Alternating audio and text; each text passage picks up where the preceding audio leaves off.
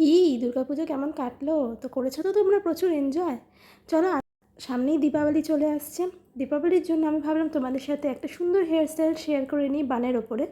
মাঝখানে আমি পার্টিশন করে নিয়েছি, তারপর দুদিকের চুলকে আমি একদম পেতে আছড়ে ক্লিপ দিয়ে সেট করে নিয়েছি। এরপরে আমি পেছনের চুলটাকে নিয়ে সুন্দরভাবে একটা লো পনি করেছি। সেই লো পনিটাকে দুভাগে ভাগ করে আমি টুইস্ট করে ভালোভাবে বেঁধে নিয়েছি এবং নিচের দিকে একটা গার্ডার দিয়ে সিকিওর করে নিয়েছি যাতে চুলটা কোনোভাবেই খুলে না যায়।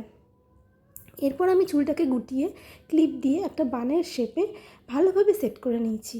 তারপরে আমার কাছে একটা ফলস গাজরা ছিল, সেটা দিয়ে আমি ভালোভাবে বানের চারিপাশে লাগিয়ে গাজরাটা দিয়ে সেট করেছি।